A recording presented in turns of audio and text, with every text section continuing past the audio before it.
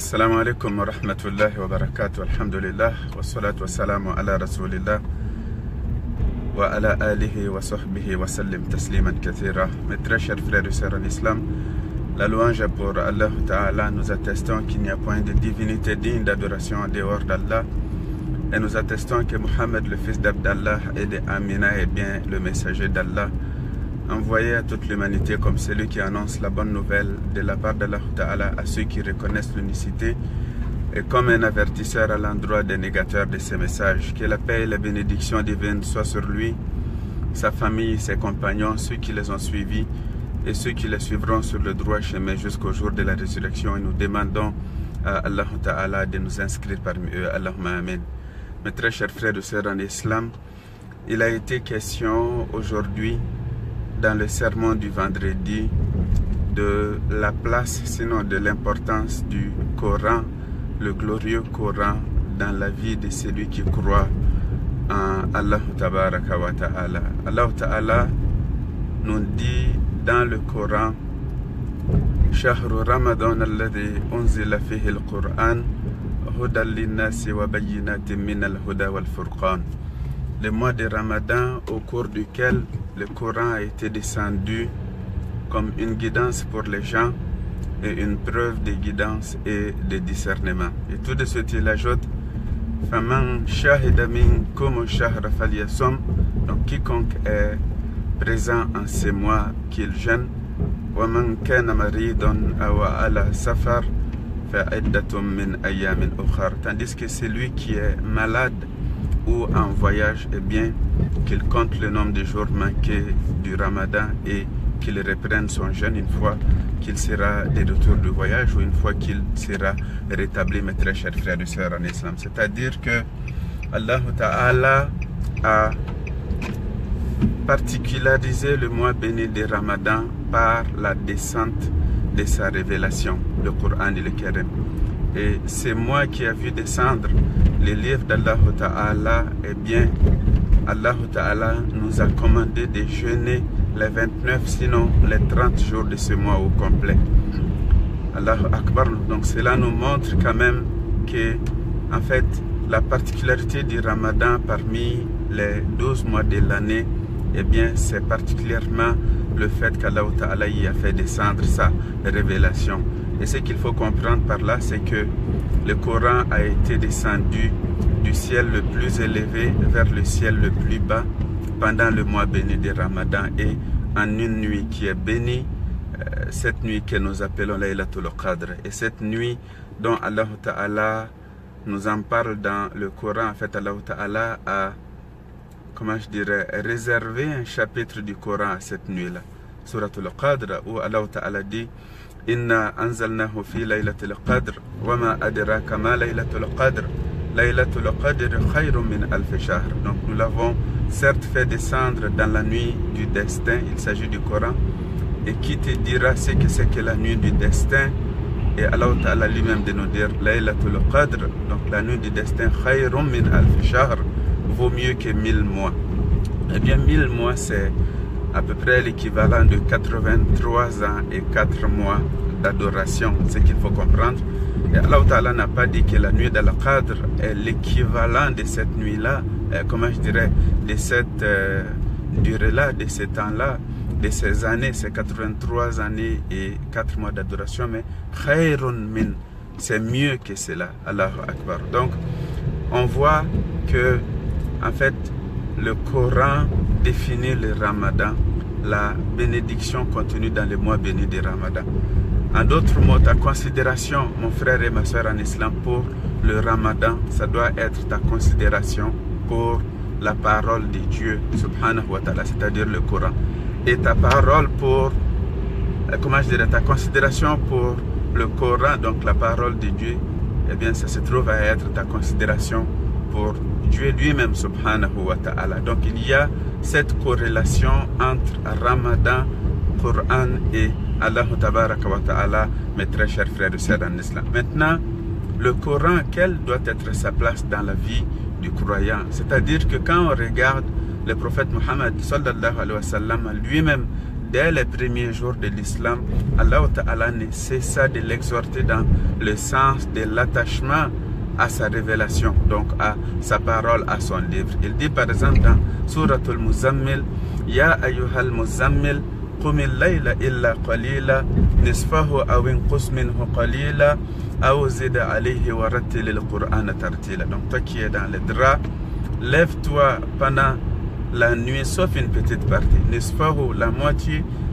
aw inqus minhu qalila, sinon réduis un peu, aouzida alayhi, sinon augmente cette durée. Et tout ça pourquoi il dit subhanahu wa ta'ala, wa rattilil Qur'ana tartila, et récite avec soin le Coran. Au début de Surat Al-Ahzab, Allah Ta'ala dit au prophète sallallahu alayhi wa sallam, Ya ayyuhan nabi, ô prophète, ittaqillaha, crains Allah Ta'ala, wa la tuti'il kafirina wal munafiqin, et n'obéis pas aux mécréants et à l'hypocrite. Ensuite, il dit subhanahu wa ta'ala, wattabi' ma yuha ilayka min rabbik, adopte avec attachement ce qui t'a été révélé de la part de ton Seigneur, c'est-à-dire le Coran. En d'autres mots, attache-toi au Coran. Allah Ta'ala commanda cela au prophète Muhammad alayhi salatu wa salam. Alors, lorsqu'on a demandé à l'épouse du prophète, notre mère Aïcha radiallahu anha, quel était le comportement du prophète alayhi salatu wa salam, elle a dit Kana khuluquhul Qur'an, eh bien son comportement et son caractère n'étaient autre que le Coran. C'est-à-dire que le prophète sallallahu alayhi wa sallam incarnait dans son caractère et son comportement toute l'éthique et la morale de la révélation coranique, mes très chers frères et sœurs en islam. Alors, il nous a été dit dans la même sourate Al-Ahzab de la part d'Allah Ta'ala, laqad kana lakum fi rasulillahi uswatun hasana liman kana yarjullaha wal yawmal akhir wa dhakara Allaha katira. Vous avez certes en le messager d'Allah un excellent modèle à imiter pour quiconque croit et espère en Allah Ta'ala et au jour dernier, qui invoque souvent son Seigneur, qui se rappelle fréquemment de son Seigneur, qui a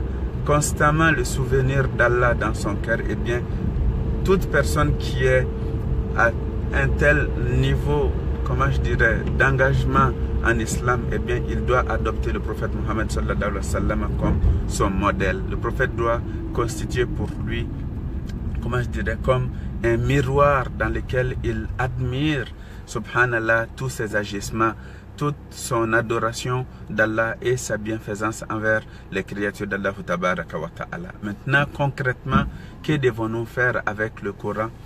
Eh bien, la première chose, c'est, au-delà de la croyance en ce livre-là, c'est donc de lire le livre d'Allah tabaraka wa ta'ala, avoir le Coran au cœur de notre vie de tous les jours, nous attacher au Coran par la lecture. Donc lire le Coran, eh bien, mémoriser le Coran, réciter le Coran, méditer le Coran et surtout, subhanallah, réaliser toute l'éthique et la morale du Coran à travers notre comportement de tous les jours, mes très chers frères et sœurs en islam. Ça passe par là.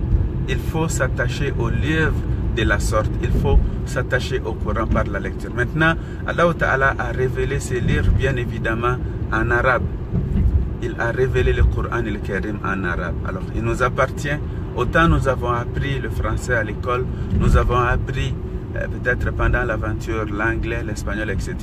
Nous devons, pour notre au-delà, pour notre Seigneur, pour notre islam, notre religion, pour notre, comment je dirais, amour du prophète Muhammad alayhi afdalu salatu wassalam, nous devons travailler à nous initier donc à la langue arabe, à l'alphabétisation en arabe, afin de parvenir, subhanallah, seulement à réciter, sinon à lire le Coran en arabe.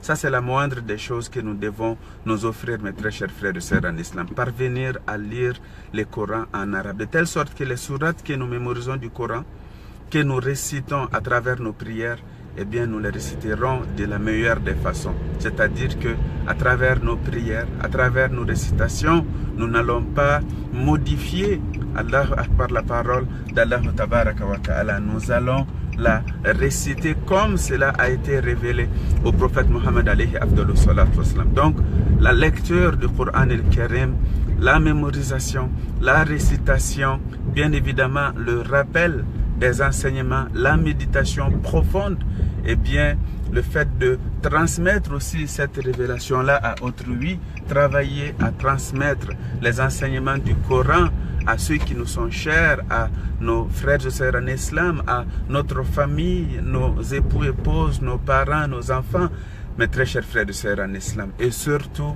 réaliser le Coran dans notre vie de tous les jours, à nous-mêmes, mes très chers frères et sœurs en islam. Ce n'est pas un livre comme les autres, mes très chers frères et sœurs en islam. C'est la parole de Dieu, subhanahu wa ta'ala. C'est l'éthique et la morale les plus parfaites, mes très chers frères et sœurs en islam. Il n'y a pas de justice humaine qui atteindrait jamais, subhanallah, le niveau de justice et d'éthique du Coran et le Karim. Il n'y a pas de bienfaisance qui atteindrait jamais le niveau de bienfaisance, subhanallah, auquel nous exhorte le Coran, mes très chers frères et sœurs en islam. C'est le livre qui fait le discernement entre le bien et le mal, entre la vérité et le mensonge, la justice et l'injustice, la pudeur et le laisser-aller, etc. Mes très chers frères et sœurs en islam. Il faut s'attacher à ces livres-là. Allah Ta'ala dit, وَمَنْ أَعْرَضَ عَنْ ذِكْرِي, c'est lui qui se détourne de mon rappel, du livre d'Allah, le Coran. Allahu Akbar, fa inna lahu ma'ishatan, donc cette personne mènera une vie de gêne et d'amertume. Wa nahshuruhu yawma al-qiyamati a'ama, et nous le ressusciterons au jour de la résurrection aveugle.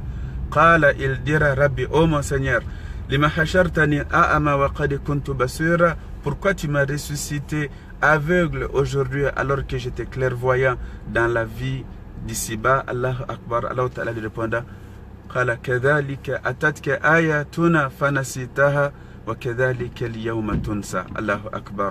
C'est ainsi que nos versets t'étaient parvenus, tu les as oubliés et aujourd'hui toi-même tu es oublié. C'est-à-dire que Allah Ta'ala, il se donne le droit d'oublier de te faire miséricorde. C'est une façon de parler pour dire qu'en fait, tu ne mériteras pas la miséricorde d'Allah Tabaraka wa Ta'ala en ces jours. Mes très chers frères et sœurs en islam, pour ne pas faire long, il faut vraiment que nous soyons sincères dans notre engagement islamique. Il faudrait vraiment que nous soyons sérieux dans tous les aspects de notre vie, particulièrement dans notre croyance.